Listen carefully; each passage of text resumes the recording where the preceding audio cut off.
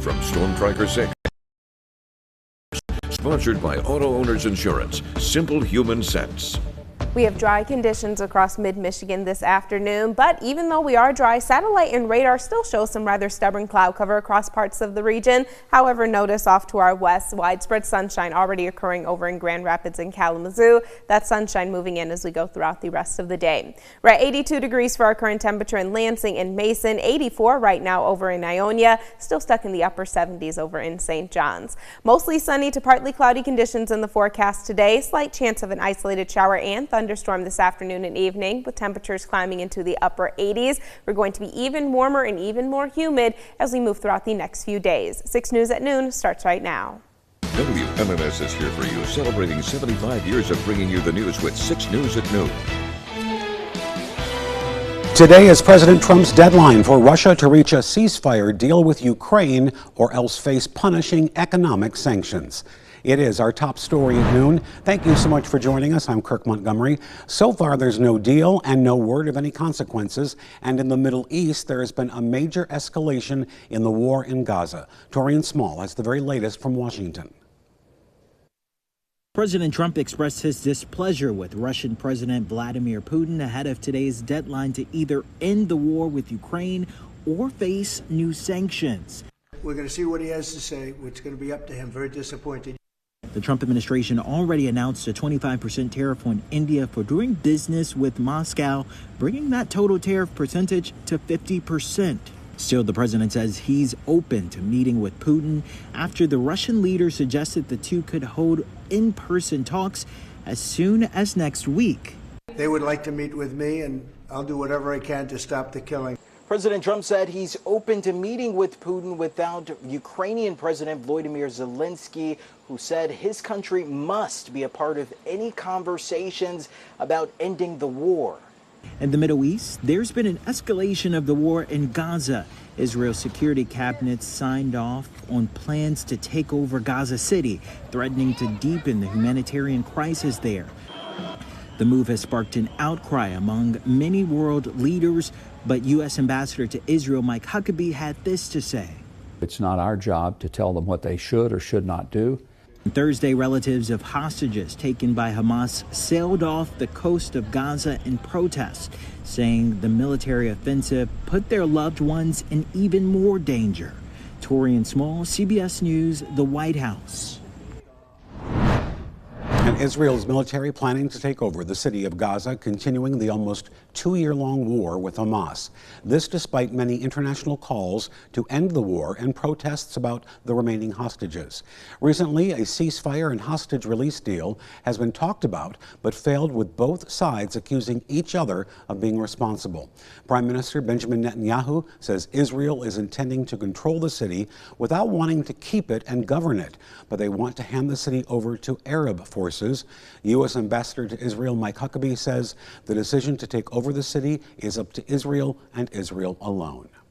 Meantime, community members and advocates gathered outside the Detroit office of Michigan Attorney General Dana Nessel today for a press conference and rally in response to 2 investigative subpoenas issued against pro-Palestinian activists. According to the Detroit Metro Times, the Tahrir Coalition, a grassroots pro-Palestinian group, said 2 of its members were visited by police and agents from Nessel's office in mid-July, including one activist whose family in West Bloomfield was questioned about their whereabouts, even after agents acknowledged knowing the person no longer lived there. They say it's part of a pattern of intimidation and repression.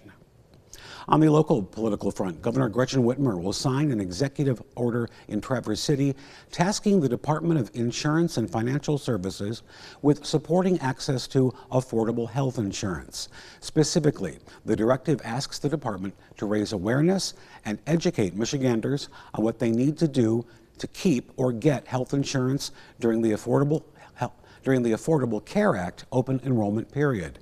The Trump administration is ending the enhanced benefit for ACA, which will raise the cost of health care by $700 per individual, or roughly $2,400 for a family of 4. To combat this, the directive will raise awareness about the changes and ensure Michiganders can get their questions answered about ACA coverage.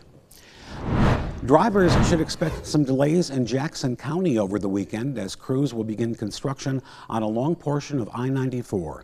According to MDOT, the construction will happen between Blake Road and I-94 Crossovers Lane.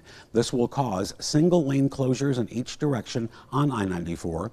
The project will start Sunday morning at 6 a.m. and wrap up later that day at 1 p.m. Lansing legend Magic Johnson returning to the capital city this weekend for his senior law enforcement and community car and truck show. It's tomorrow at Union Missionary Baptist Church. It's free to attend. It's collecting donations to help support two organizations, Santa's First Responders and Michigan Concerns of Police Survivors. There will be live music, awards, giveaways, food trucks, a lot more. The fun starts at 9 a.m. tomorrow morning and will wrap up right around 3 o'clock. And in St. John's, the 40th Annual Mint Festival will start later today with lots of activities and entertainment planned throughout the weekend. The festivities begin at 2 o'clock this afternoon and will continue through Sunday. There'll be a block party, carnival, flea market, live entertainment, food trucks, and a lot more. The Grand Mint Parade will also return. That will begin at 10 a.m. tomorrow, and you can expect to find plenty of mint ice cream as well. Organizers tell 6 News that they placed an even larger order than last year. You can find more information about the Mint Festival by heading to our website, WLNS.com. From Storm Tracker 6, this is Weather First, sponsored by Auto Owners Insurance. Simple human sense. And thankfully for all of those events, it does look like we will have some fairly nice weather in place. The only concern going to be the heat and humidity. Earlier this morning, areas north of I-96 were dosed with just a couple of sprinkles. That activity racing off to the east. And even though we are drying things out, still some very stubborn cloud cover in place across the area. However, notice a lot of dry weather and sunshine still off to our west. So we still have mostly sunny to partly cloudy conditions in the forecast for the day. We're keeping an eye on this warm front developing off to our south and west. That front lifting through the region as we go throughout the second half of our Friday, and we're going to start to feel that warm up, especially as we move into the weekend. High temperatures today still well above average. We'll top out in the upper 80s across mid-Michigan, jumping into the low 90s both Saturday and Sunday. There is a slight cool down on the way as we move into early next week, but notice we'll only go from a high of 91 degrees on Sunday down to a high of 85 on Wednesday, and of course that humidity will not be going anywhere during that cool down. Dew point temperatures over the course of the next few days will stay in the mid to low 60s. Once a cold front actually moves through, yes, it will slightly cool our temperatures down, but it's going to increase the amount of moisture in the atmosphere. So dew point temperatures rising into the low 70s Tuesday and Wednesday. That means it's going to feel really uncomfortable and kind of just soupy outside. And because we're increasing that moisture, of course, we are also going to be adding in the chance for rain.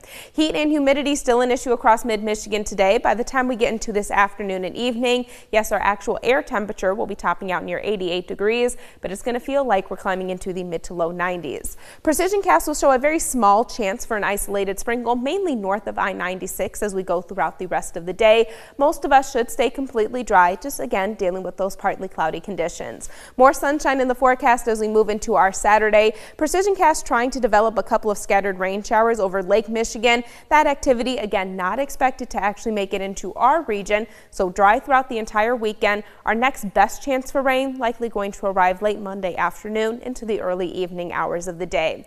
Outside right now, we'll call this partly cloudy here in the city of Lansing. Couple of peaks of sunshine still across the area. We are at 82 degrees here in the city of Lansing. Dew point temperatures currently in the upper 60s and a nice breeze coming out of the south-southwest at 7 miles per hour. In Grand Ledge, 80 dew points currently at 74 degrees. So again, incredibly humid and muggy outside. Mostly sunny in Hillsdale, currently sitting right at 84. Again, 88 degrees. That's going to be our high temperature across mid-Michigan today. Overnight tonight, well, we won't cool down all that much. Overnight lows only falling down into the low 70s. And unfortunately, I don't have much in the way of a cool down in the forecast. Notice overnight lows as we go throughout the next 6 days, still generally upper 60s to low 70s, low 90s for high temperatures over the weekend. By the time we get into our Monday, that's when that cold front is going to start to approach the area. It's incredibly slow moving, so it's going to provide the chance for rain not only Monday evening, also still holding on to the chance for storms Tuesday.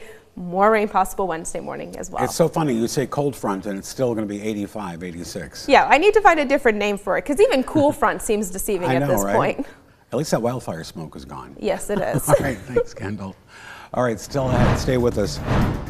Wildfires explode in Southern California, causing evacuations. We